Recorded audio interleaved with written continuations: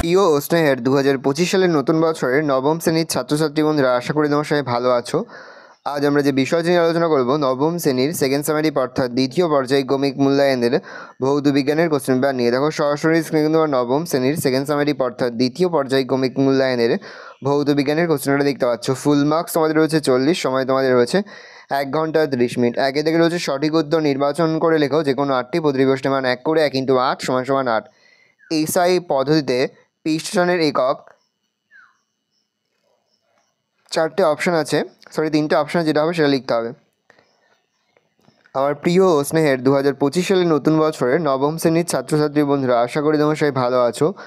আজ আমরা যে বিষয়টি নিয়ে আলোচনা করব, নবম শ্রেণীর সেকেন্ড সামারি অর্থাৎ দ্বিতীয় পর্যায়ক্রমিক মূল্যায়নের ভৌত বিজ্ঞানের কোশ্চেন পেপার নিয়ে। দেখো সরাসরি স্ক্রিনে নবম শ্রেণীর সেকেন্ড সামারি অর্থাৎ দ্বিতীয় পর্যায়ক্রমিক মূল্যায়নের ভৌত বিজ্ঞানের কোশ্চেনটা দেখতে পাচ্ছ। ফুল মার্কস তোমাদের রয়েছে 40, সময় তোমাদের রয়েছে 1 ঘন্টা 30 মিনিট।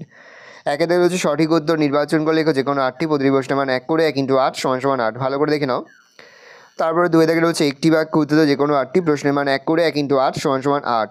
দেখে নাও। 1 মোল CO2 এর ভর কত?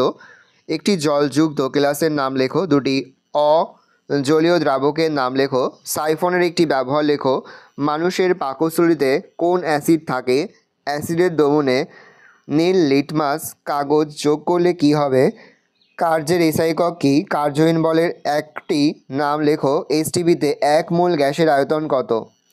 3 থেকে নিম্নলিখিত প্রশ্নগুলো দেওয়া যে কোনো 9টি, প্রশ্নের মান 2 করে 2 × 9 = 18। অভিকর্ষীয় স্থিতিশক্তি রাশিমালা নির্ণয় করো। 18 গ্রাম জলের অণুর সংখ্যা নির্ণয় করো। পিএইচের প্রভাবে দাঁত কীভাবে ক্ষয় হয়? ঘনত্ব আপেক্ষিক গুরুত্বের 2টি পার্থক্য লেখো। উত্তাল সমুদ্র শান্ত করতে তেল ছড়ানো হয় কেন? স্থিতিশক্তি গতিশক্তির রূপান্তরের একটি উদাহরণ দাও। 25 ডিগ্রি সেন্টিগ্রেড উষ্ণতায় KNO3 এর দ্রাব্যতা 68 বলতে কী বোঝো? জলীয় দ্রাবকের ক্ষতিকারক প্রভাবগুলি লেখো। অ্যাসিড বৃষ্টির ক্ষতিকারক প্রভাবগুলি লেখো। ব্যারোমিটারের পারদের উচ্চতা খুব দ্রুত হ্রাস পেলে আবহাওয়া কেমন হবে? 4 থেকে রয়েছে যে কোনো 2টি প্রশ্ন দিল, প্রশ্নের মান 3 করে 3 × 2 = 6। একটি বস্তুতে 500 মিটার সারাতে 1000 জুল কার্য করতে হয়। প্রযুক্ত বলের মান কত? হাইড্রোক্লোরিক অ্যাসিডকে কীভাবে শনাক্ত করবে? তীব্র ক্ষার ও মৃদু অ্যাসিডের প্রশমনের কী নির্দেশক দেবে? হুকের সূত্র লেখো। ব্যারোমিটারের পারদ ব্যবহারের একটি সুবিধা লেখো।